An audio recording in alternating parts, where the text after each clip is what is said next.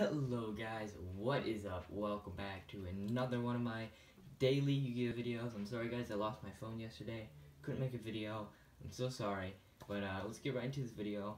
I hope you guys are having a great day. I know that I am, and hopefully if you're not, this video can cheer you back up. Now if you are already subscribed to this channel, don't forget to leave a like if you do like this new series, and tell me in the comments which card you want me to do next from the ban list. Now, if you're new to my channel, reasons to subscribe to me are the fact that I basically make any type of video that has to do with Yu-Gi-Oh! I'm actually doing some unboxings tomorrow, a lot of unboxings, 3 booster boxes of unboxings, so stay tuned for that. Also guys, I do basically take requests in the comments, so if you want me to make a video of some sort of deck or something like that, I will tell you or respond with if I can or cannot do that. So yeah, let's get right into this video.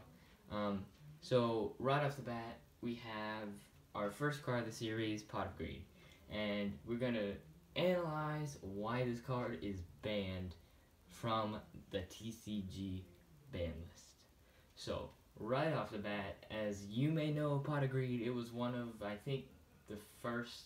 It wasn't in the first ban list, I'm pretty sure, but it was one of the first ones to get in the ban list, maybe the 3rd ban list.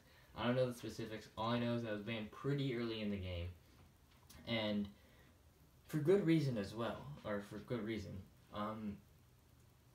Take a card like Upstart Goblin into consideration. This card is only at 1, and it's at literally just replacing itself, making your deck 39 cards.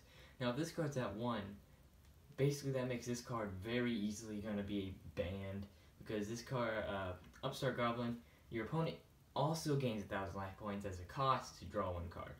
Whereas this card has no cost whatsoever other than it itself goes to the graveyard, which doesn't really matter because there's no other effect other than draw 2. Now this is an instant +1, meaning if you drew this card in any situation, you'd be able to activate it and draw 2, giving you 6 cards on your hand on the first turn, or 7 on the second turn if you activate it first from your hand. That doesn't seem too powerful, other than the fact that if this card was not banned, it would certainly not be at 3, but we're going to go over what if it was. So if this card was at 3, as you can see right here, yeah, you draw 2. So it itself counts as 1 card, and if you draw 2, that's 2 cards, meaning that each one is worth 3 cards, basically, that you get to subtract from the number of cards in your deck, plus having Upstart Goblin. You would be able to remove from your deck 10 cards, basically being able to run a 30-card deck. Now that is insane, and I've basically been able to make any sort of deck extremely consistent at 20, and if I was able to do that at 30, this card would basically make any deck at all insanely consistent.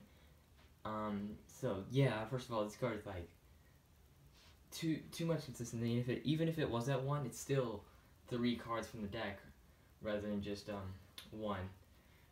So I know you're all like, oh, it's not actually worth 3 because it itself is worth 1, and you draw 2, so it replaces itself.